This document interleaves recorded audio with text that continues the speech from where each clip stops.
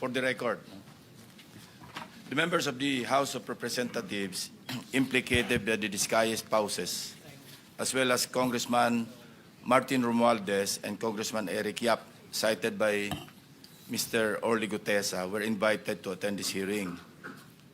Incumbent congressmen were invited through a letter dated 12 November 2025 to Speaker Faustino Boji D. III of the House of Representatives.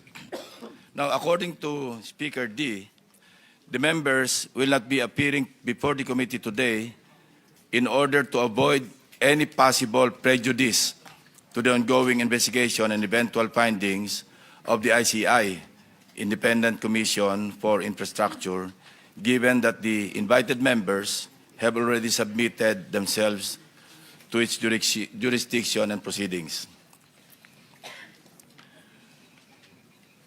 Mr. Saldico was similarly invited to appear before this committee. However, his lawyer, Attorney Rui Alberto Rondain, replied that Mr. Co is unable to attend, citing that he is still overseas due to medical reasons.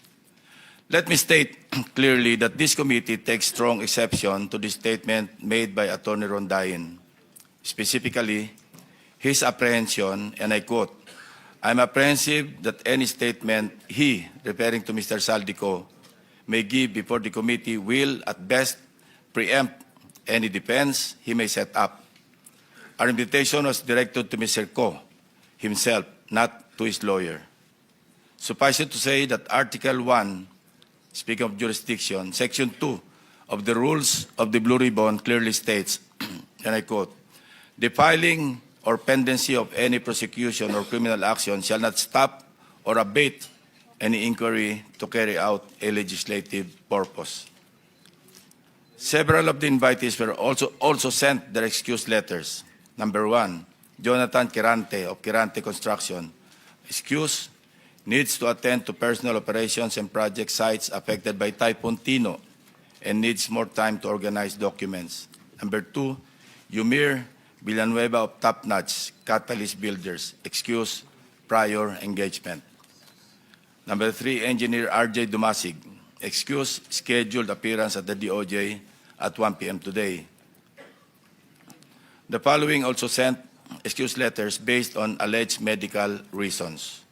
Engineer Gerard Opulencia, Regional Director, DPWH NCR. District Engineer Manny Bulusan, District Engineer, South Manila District Engineering Office. Commissioner Mario Lipana. The committee also sought the assistance of the Bureau of Immigration to obtain available information on the following individuals: Mark Bakiran Bunagan, Alan Colesio, John Paul Estrada, Orly Regala Gutesa, and Mark Texay. In the response letter dated 30 November 2025, the Bureau informed the committee that there is no record of departure for Mr. Bunagan, Mr. Gutesa, and Mr. Texay. Meanwhile, Mr. Colesio is confirmed to be in the country, having returned from a brief trip abroad from October 18 to October 24, 2025. In the case of Mr. John Paul Estrada, the reported aide of Mr. Saldico, the BI reported that he left the country on September 2, 2025, bound for Hong Kong, and has not returned to the Philippines to date. We're now coordinating with the Philippine Center for Transnational Crime, PCTC, to coordinate with Interpol to track the movement or movements of Mr. John Paul Estrada, as well as other personalities who are now abroad, whose attendance will be needed by this committee. Lastly, this representation received a copy of an order dated October 24, 2025, penned by Carolina or Judge Carolina C. Ecasiano Sison, Executive Judge of the Manila Regional Trial Court, in relation to the investigation conducted by her office on the authenticity of the notarization of the Sinumpaang Salaysay executed by Mr. Orly Gutesa, allegedly notarized by Attorney Pechi Rose S. or G. Espera. For the record, the committee notes that the notarial monthly report submitted by Attorney Spera covers notarized documents recorded under Notarial Book Number 3, specifically Book Number 3, Document Number 41 to 173, pages 10 to 36, period September 11 to 30, 2025. It is further noted that these details differ from those appearing in the sinumpang salaysay of Muscari Cutesa, which, on the other hand, indicates the following particulars. Book number 255, page number 51, or document number, 255, page number 51, book number 8, series of 2005. Furthermore, the order issued by Executive Judge Icasiano Sison looked into consideration the report prepared by Mr. Antonio Magbojos, Executive Officer of the Forensic and Scientific Service, Question Document Division of the NBI. After conducting a comparative examination of the specimen signatures, the NBI concluded that the questioned signature and the standard specimen signatures of Attorney Spera were not written by one and the same person. Since it was found that Attorney Spera has not notarized the sinumpang salaysay, her notarial details, including her signature, contained in the said document is falsified. As such, the order declared that there was no sufficient basis to hold Attorney Spera administratively liable in connection with the notarization of the sinumpang salaysay. With that said, let us start. We will recognize again the members of the committee in the order of their arrival. And the first to arrive is, as usual, Senator Erwin Tulfo. Of course, the Senate President, we are joined by the Senate President to arrive second. Then followed by Senator Ontiveros, Senator Pangilinan, Senator Marcoleta, Senator Bam Aquino. So, Senator Tulfo, you have the floor. Thank you, Mr. Chair. I just have a quick statement, Mr. Chair. Distinguished members of the committee. The Professor Wina Guerra of UP Center for Integrated and Development Studies in their policy paper, Flood Control Fiasco, the policy reckoning for accountability in the Philippines, revealed that our flood control failures stem not from lack of funds, but from absence of credible science, data, and accountability, and also, of course, of corruption. One of her recommendations is the revival of Project NOAA and its return to the Department of Science and Technology. Project NOAA once provided real-time hazards, rainfall, forecast, flood simulation, guided both national agencies and the LGUs. It is for this reason that I urge this committee to recommend the said policy, Mr. Chair. Thank you. Before anything else, we also invited, again, former Undersecretary Roberto Bernardo. He has submitted his supplemental affidavit to the Department of Justice, and we want to hear, for the record, his sinumpang salaysay as submitted, or supplemental affidavit. This is supplemental to the September 25 affidavit that he submitted likewise to the Department of Justice, which he also testified before this committee. So, Undersecretary Bernardo, you're recognized. Good morning, Mr. Chair and the honorable members of the Blue Ribbon Committee. Mr. Chair, may I be allowed to read an opening statement? Go ahead. How many minutes? 3 minutes lang po. Go ahead. Okay. Salamat po. Dear Senator Lacson and honorable members of the Blue Ribbon Committee, again, I am Roberto R. Bernardo, formerly an Undersecretary for Operations of the Department of Public Works and Highways. Today, I am once more before the Honorable Blue Ribbon Committee upon its invitation and consistent with my assurance during my first appearance last September 25, 2025 to fully cooperate in its ongoing investigation.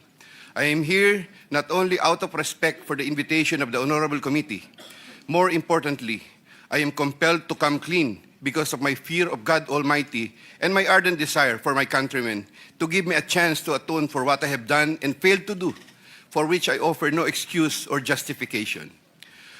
Nung ako'y nabanggit sa mga irregularidad na ito, ang una kong naisip ay manahimik tungkol sa nalalaman ko. Haharapin ko na lang ang mga asunto na isasampa sa akin. Ako ay aasa na lamang sa pamamagitan ng aking pananahimik ay makakakuha ako ng proteksyon mula sa makapangyarihan sa politika at maimpluwensyang mga personalidad na silang may pakana o kaya nagbigay daan sa mga irregularidad na ito. Gayunpaman, napagtanto ko na ang isang pagkakamali ay hindi maaaring iwasto ng isa pang pagkakamali. At kung may maisang pamangkaso ay maaaring magtagal ito bago matapos. Sa aking pagkakaalam sa mga nakarang scam, tulad ng ilang kaso ng PDAF, mahigit isang dekada na ang nakalipas, hanggang ngayon ay dinidinig pa. Kawawa ang bayan. Hindi ko matiyak kung ang mga pangunahing may sala sa mga irregularidad na ito ay mapapatawan ng kaukulang parusa sa lalong madaling panahon. Gayunpaman, umaasa ako na sa pamamagitan ng kasulukuyang mga pagdinig ay makakabuo ang ating mga mambabatas ng kaukulang batas na hindi lamang tutugon sa epekto ng mga maanumalyang gawain ito, kundi na rin makakapigil sa pag-ulit nito. The magnitude of the irregularities and how this have gravely affected and will affect our nation and its citizens cannot be overemphasized. I am committed to disclose everything that I know regarding these anomalies, particularly the complicated and ingenious ways by which these were carried out and perpetrated all these years. This, despite the serious threats to my personal safety and that of my family and loved ones. Mula sa aking paninilbihan bilang isang mababang laborer hanggang ako'y naging isang undersecretary, napag-alaman ko na ang profesional na kakayahan at integridad ay maaaring hindi sapat upang matiyak ang tagumpay sa profesional na karera ng isang tao. Nakapaloob sa isang tiwaling sistema kung saan ang isang tao ay pinangakuan ng biyaya o kaya'y pinipilit na lumahok sa mga irregularidad.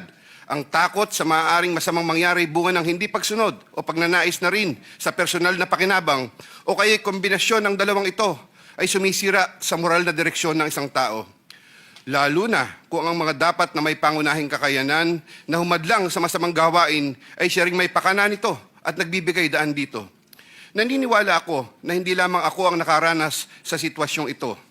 Nakikiusap ako sa mga nasa ganitong kalalagayan na magtiwala sa kinauukulan at lumantad na at makipagtulungan sa kasalukuyang investigasyon. In connection with my application for coverage as a state witness under Republic Act No. 6981, I have earlier submitted to the Department of Justice a second supplemental affidavit, further clarifying my previous disclosures on the government flood control and other infrastructure projects subject of the present proceedings.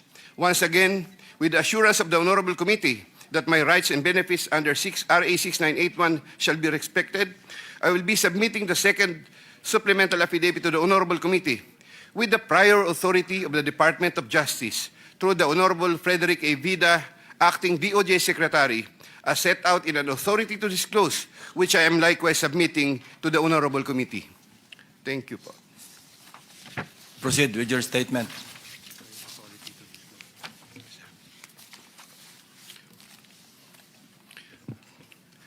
Second supplemental affidavit. I, Roberto R. Bernardo, Filipino, of legal age and a resident of Panlolo City, Bulacan, under oath, hereby depose and state. I am submitting this second supplemental affidavit consistent with my desire to set forth my knowledge about the irregularities in government flood control and other infrastructure projects, as well as to obtain peace of mind and preserve the truth. Among other factors, the contents of this second supplemental affidavit had to be violated by me by making reference to an assortment of personal notes and records, deep thinking, as well as confirming with persons certain details regarding the time, place, manner, and circumstances under which the events narrated hereunder occurred. Moreover, owing to the passage of time and the fact that I am no longer part of the DPWH following my retirement in August 2025, the process of collecting facts and details had progressed slower than expected, contributing to the delay in the submission of this second supplemental affidavit. Also, I would like to make clear that while the facts narrated below are based on my direct personal knowledge and fortified by official DPWH records, the kickback scheme pertaining to the collection and handoff of the commitments to the relevant public officers occur practically without any paper trail. A statement of facts available to all, applicable to all. Over the decades that I worked for the DPWH, it has always been my philosophy to form good working relationships between and among my bosses and or superiors, inferiors and or subordinates, and other colleagues even without the promise or expectation of a reward or personal advantage. I would rather troubleshoot problems than develop enemies and immediately address all concerns. I would do this so that I can effectively perform my duties and responsibilities under the DPWH. Unfortunately, this professional orientation of mine has forced me to compromising situations that include the matters narrated hereunder. I reiterate my deep remorse and guilt for what I have done, and I am now animated by an honest desire to help rectify the institutional defects in the systems and operations, not only of DPWH, but also other government agencies, and help in developing lasting and meaningful reforms. I can confirm, based on my personal knowledge, that in some form or another, and on various extents, based on current setup, each and every DPWH official, employee from top and down the line is buffeted with various avenues of corrupt acts and practices. This would include high-ranking members of the department, such as secretary, undersecretaries, assistant secretaries, regional directors, district engineers, bids and awards committee members, engineers, inspectors, and all the way down to laborers. This is also true for several top officials of other departments and or agencies, such as but not limited to the Department of Finance, Department of Environment and Natural Resources, Department of Health, Department of Education, Department of Agriculture, Department of Agrarian Reform, Department of Transportation, Philippine Charity Sweepstakes, Philippine Coconut Authority, etc. Moreover, I can confirm, based on my personal knowledge, that in some form or another, and on various extents, most proponents have their own designated contractors who will take on the projects for the former's benefit and advantage. Sometimes, other proponents would request me to suggest contractors for them who are known to me or referred to me by friends and other personalities. There are situations that national and local elected politicians would request me to source projects for them. If given more time and opportunity to review the records and confirm supporting facts, I may be able to particularize the details of these transactions and dealings. Senator Ramon Bong Revilla Jr. I have a close and friendly relationship with Senator Ramon Bong Revilla, and we go all the way back since the time of Amay Bisaya and Mayor Viseo, who first introduced me to the former legislator while I was still a district engineer in Laguna sometime in 2005 or 2006. We frequently meet in important social gatherings. Senator Revilla later on became a godparent of two of my daughters, while I became a godparent to one of his children. When Senator Revilla was incarcerated, I visited him several times at the PNP Custodial Center at Camp Crame. Because of our close relationship, Senator Revilla had asked me for assistance on several matters which I can no longer exactly recall at the moment because this happened a long time ago, and I presently don't have records to help me reconstruct the events. Sometime in the third quarter of 2024, Senator Revilla and I met where he asked me for a list of projects for funding, ostensibly to help him in his national campaign. When Senator Revilla asked me about the percentage of the commitment, I suggested either 20 or 25, to which Senator Revilla said 25%.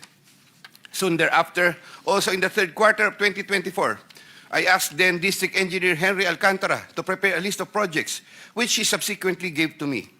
The said projects are enumerated in a list here to attach as Annex A. Moreover, still in the third quarter of 2024, I also asked then District Engineer, but later Regional Director for NCR, Engineer Gerard Opalencia, to prepare a list of projects, which he subsequently gave to me. The said projects are enumerated in a list here to attach as Annex B.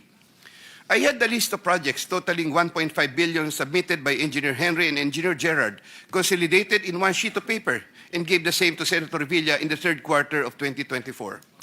With respect to the projects under the NEP and HGAB, I followed this up with Secretary Manny Bonoan upon request of Senator Revilla, who would also follow this up with Usec Cathy Cabral. The White House compound is the ancestral home of the Revillas with the large Blue Gate entrance at the time. Sometime in the last quarter of 2024, Engineer Alcantara collected the 25% commitment of about 125 million and informed me that the same was ready for turnover through Engineer Gerard Opalencia. Engineer Gerard Opalencia told me that the 25% commitment was already loaded in my vehicle. After receipt of the 25% commitment, which were packed in 6 cardboard boxes, each containing at least 20 million, and 1 paper bag containing 5 million. I called up Senator Revilla to inform him the same is ready to be turned over to him. Sometime December 2024, probably the Monday after my receipt of the commitment, my driver and I went to the residence of Senator Revilla. Upon reaching the area, I tried calling Senator Revilla, but he was not answering my call, so I waited. After waiting for approximately 1 hour at a nearby gasoline station, we were finally allowed inside the compound by the guard. Once inside, we parked the vehicle, and shortly upon alighting, I saw Senator Revilla at the terrace. I walked over to Senator Revilla for a casual talk. While the boxes were being unloaded, Senator Revilla and I talked for about 20 to 25 minutes. I asked him, "Sen, bakit hindi ka nangangampanya?" Senator Bong replied, "Okay naman pare, maganda results ng survey. Relax muna." The personnel of Senator Revilla helped in unloading the boxes. After the delivery of the commitment, I headed back to Manila. Sometime late January or February 2025, in relation to a list of projects submitted by Engineer Gerard Opulencia, Senator Revilla called me to follow up on the status of the commitment. About a week later, sometime February 2025, I informed Senator Revilla that the same was ready for turnover. Before the start of the campaign period for national elective positions, I directed one of my aides to deliver commitment amounting to 250 million to the residence of Senator Revilla at the White House compound, Aguinaldo Highway, Bacoor, Cavite. Senator Nancy Binay. Carlin Yap Villa is the aide of Senator Nancy Binay, who transacted with me regarding the latter's projects and commitment. If I recall correctly, I first met Carlin in the year 2018 during the budget season at the Senate. Eventually, sometime 2019, Usec Trigiv Olivar, whom I knew very well, endorsed Carlin to me. From then on, Carlin would contact me directly to follow up the status of different matters.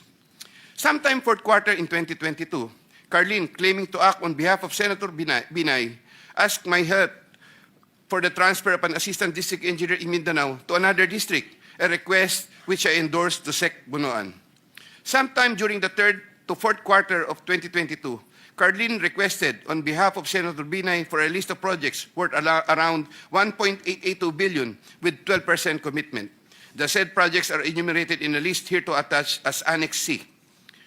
I got 3% of 1.882 billion. I prepared a list of projects within my area of jurisdiction with the help of DPWH officials, but could not recall at this time exactly who among them gave me the list. But I can recall that it was Engineer Manny Bulusan who coordinated the collection of the commitment.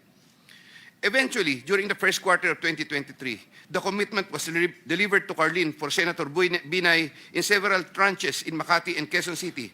But I could not recall at this time the details of the deliveries, but I undertake to submit additional information thereon. Sometime last quarter of 2023, Carlin again asked for Senator Binay a list of projects for inclusion and funding under the 2024 GAA, which I provided with the help of Engineer Gerard Opulencia and Engineer Henry Alcantara. The total list of projects initially amounted to 2.5 billion, but which was reduced to 1.672 billion.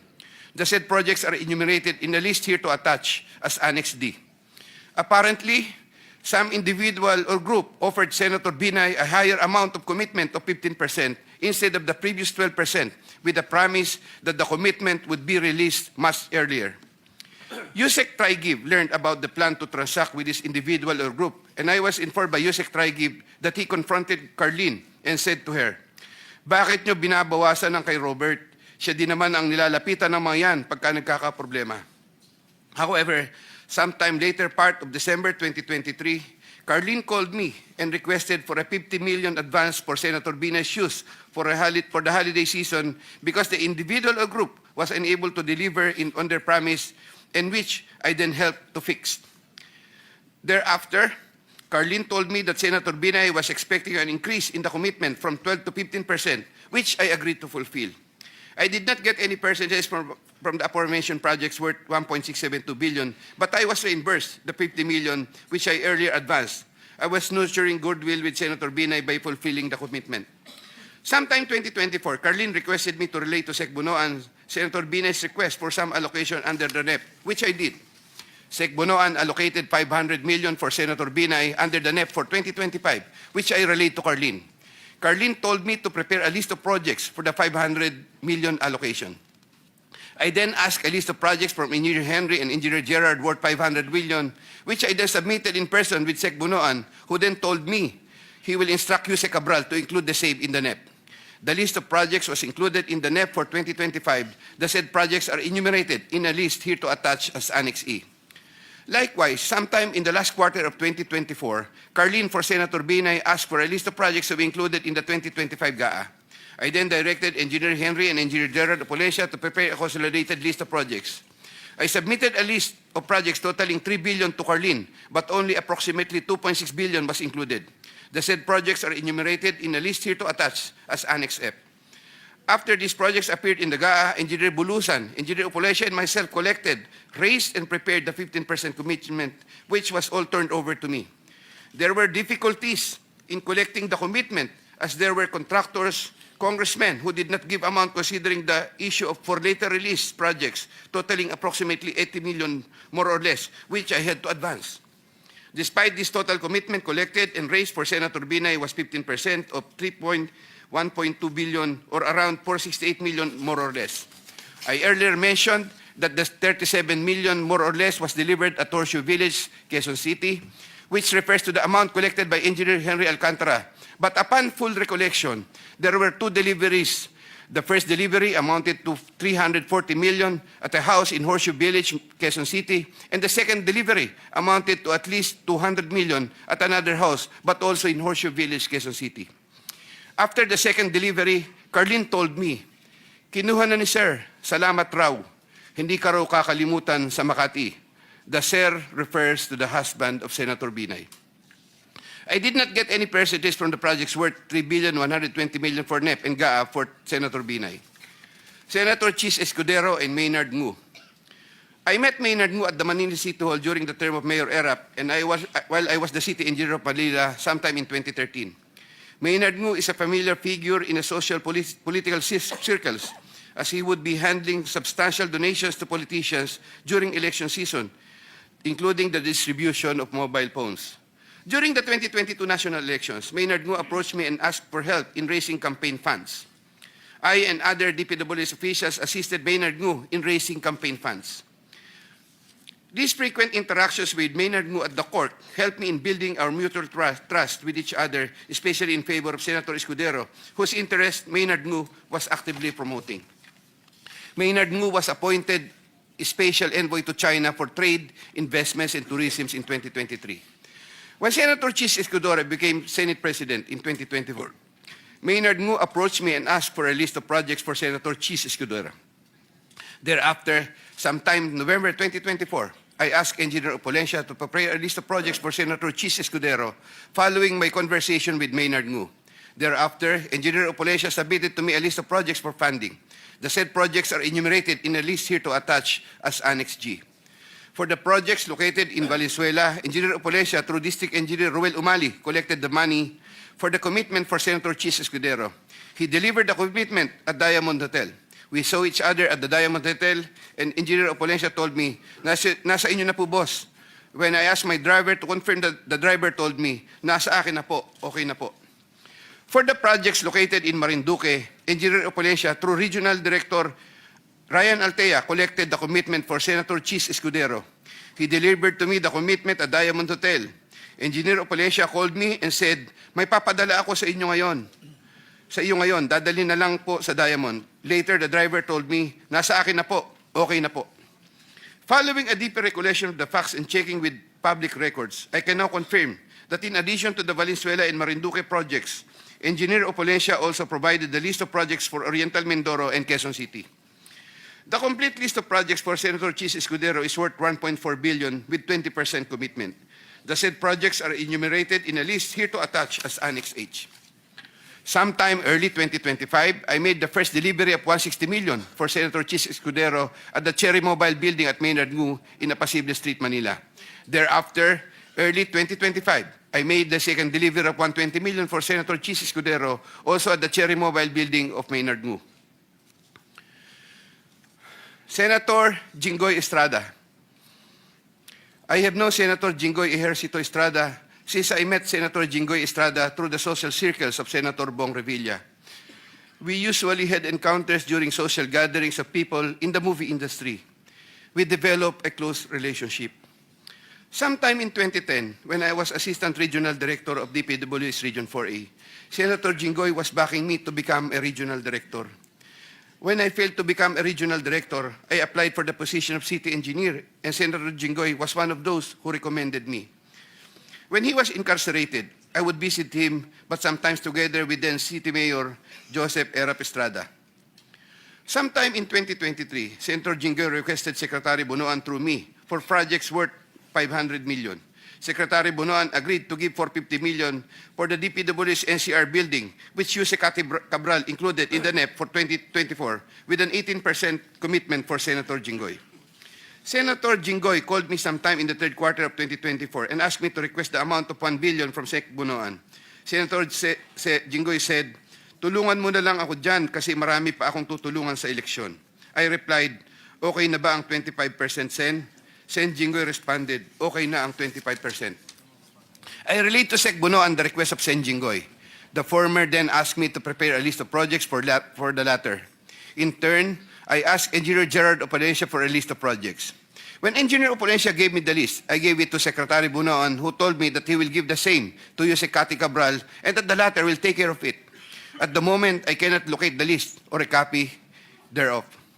Later on, I saw that some of these projects totaling 500 million and included in the list I gave to Sec Bunoan were listed in the NEP for that year. These projects, as